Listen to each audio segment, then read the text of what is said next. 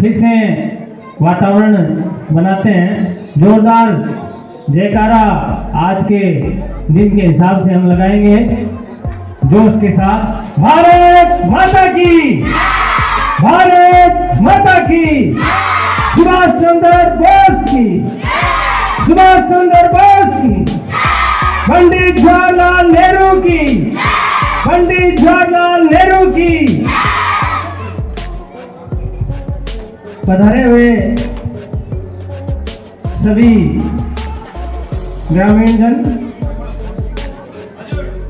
विद्यालय के स्टाफ साथी एवं प्यारे बच्चों, आज का दिन जिस रूप में आज हमें दिखाई दे रहा है, निश्चित रूप से ये दिन बड़ी कुर्बानियों के बाद में हमें मिला है। 200 साल की अनवरत गुलामी के बाद 15 अगस्त 1947 में देश का आजाद होना और उसके बाद हमारे विद्वान स्वतंत्रता सेनानियों द्वारा संविधान का निर्माण करना और 26 जनवरी 1950 को इसे देश में लागू करना एक ऐतिहासिक घटना थी। और जब देश आजाद हुआ और संविधान लागू किया गया तो पूरा विश्व समुदाय इस बात की घोषणा पहले ही कर रहा था कि भारत एक लोकतंत्र के रूप में कभी भी सफल नहीं हो सकता।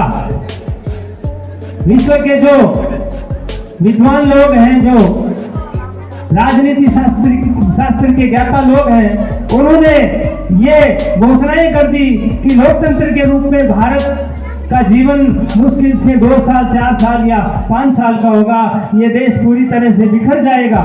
लेकिन हमारे देश के नेताओं ने, हमारे देश के वैज्ञानिकों ने, जवानों ने, इस देश की जनता ने एक साथ होकर के इस देश को आगे बढ़ाया। मैं आज के दिन हमारे देश के प्रथम प्रधानमंत्री पंडित जवाहरलाल नेहरू को अवश्य याद करूंगा कि उन्होंने इस देश में लोकतंत्र को बनाने में, उसे जारी रखने में और उसको आगे बढ़ाने में जो योगदान दिया, वो अन्य किसी के योगदान से कहीं ऊपर है। आज के इस परिदृश्य में जब हम देखते हैं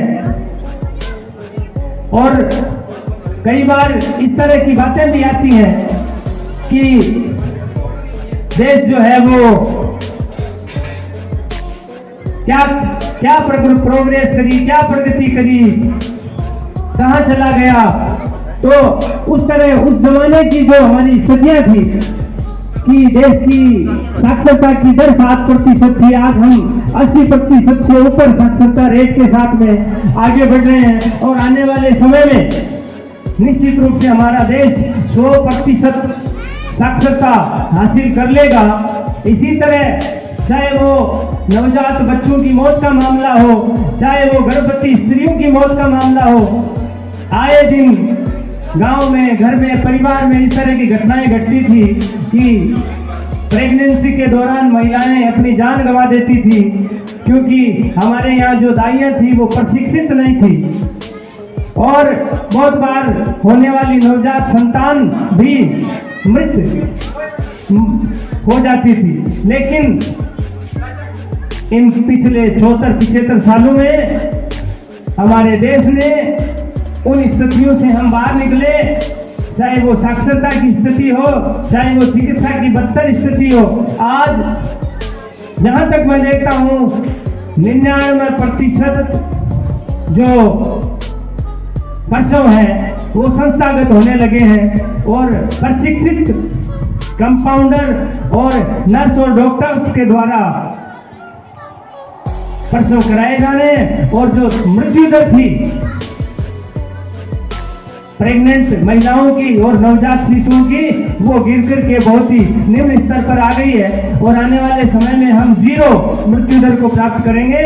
कहने का मतलब ये है कि देश उत्तरोत्तर प्रगति कर रहा है और इस प्रगति में हमें भी अपना योगदान देना है। और हम, अगर मैं छात्रों के हिसाब से, विद्यार्थियों के हिसाब से बात करूं, तो हम अपना योगदान कैसे दे सकते हैं? हर किसी के मन में ये आता होगा कि हम अपना योगदान कैसे दे सकते हैं। पिछले दिनों जब राम मंदिर का उद्घाटन होना था, उससे पहले देश के प्रधानमंत्री श्री नरेंद्र भाई मोदी ने हमसे एक आह्वान किया था कि हम गांव के मंदिरों की, गांव के बाजारों की सफाई करें। तो स्वच्छता को अपना करके भी हम अपना योगदान दे सकते हैं। सबसे पहले घर की, गांव की, गली की, मोहल्ले की, बाजार की, मंदिर की स्वच्छता में हम अपना योगदान दें तो निश्चित रूप से बीमारियां हमसे दूर रहेगी और हम देश की अपरोक्ष रूप से सेवा इस तरह से कर सकते हैं। बच्चे अपने अध्ययन में मन लगा करके अधिक से अधिक अंक प्राप्त करके इस देश की प्रगति में अपना योगदान दे सकते हैं। जो गार्जियन है उनसे भी मेरा निवेदन है कि वो आने वाले समय में जब परीक्षाएं हमारे सर पर हैं, बच्चों का सहयोग करें, उनके पास में बैठें। रात्रि में अगर बच्चा लेट तक पढ़ता है तो उसके पास में बैठें।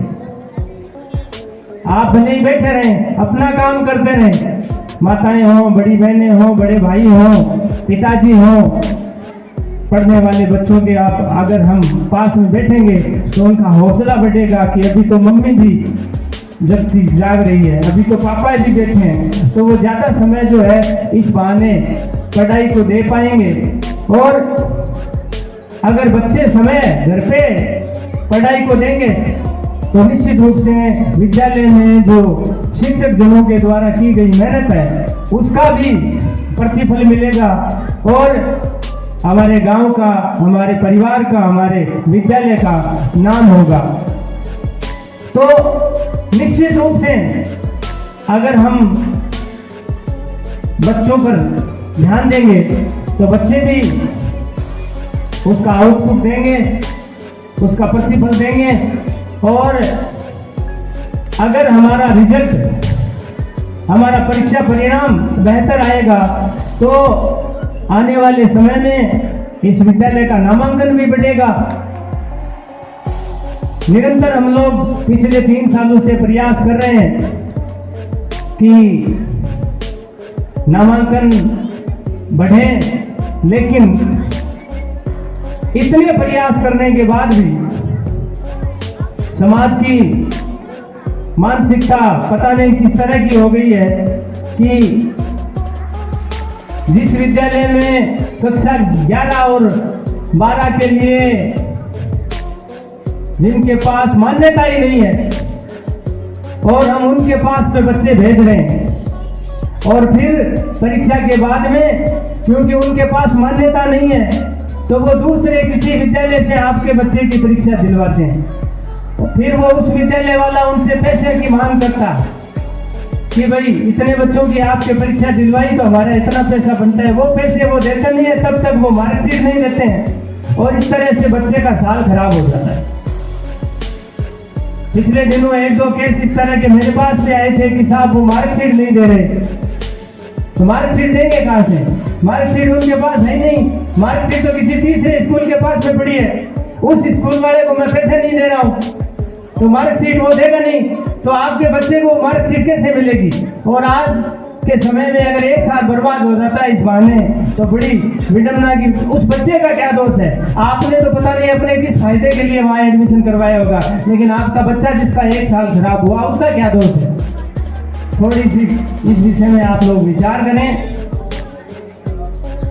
अगर प्रॉपर विधिवत किसी स्थान में आप एडमिशन करवा रहे हैं और बच्चे का फायदा हो रहा है तो हमें कोई उसका अफसोस भी नहीं है, कोई आपत्ति भी नहीं है। लेकिन बिना मान्यता के आप लोग भेज रहे हो और फिर गड़बड़ झाला हो जाता है और बच्चे का साल खराब हो जाता है। कोई इसमें सार वाली बात मेरे को तो नजर आती नहीं है, आपको अगर आती हो तो आप जानो। किसी भी स्तर पर कोई भी तुलना नहीं है, इस गांव में संचालित दोनों विद्यालयों में अगर आप करें तो किसी भी तरह की तुलना नहीं है और तुलना की बात ही नहीं होती। आप विभिन्न गतिविधियों की बात करो, आप रिजल्ट की बात करो, कहीं पर भी कोई तुलना नहीं है।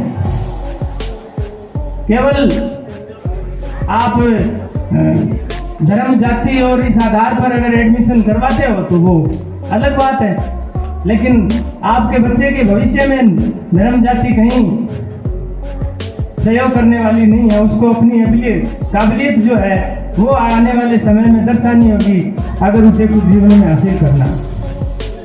अगर हम इस बात को समाप्त करके विद्यालय के भौतिक विकास की बात करें तो पिछले 2 साल में हम लोगों ने और आप लोगों के सहयोग से हम लोगों ने बहुत सारे भौतिक संसाधन जुटाए हैं। कुछ की चर्चा मैं आपके सामने करना चाहूँगा।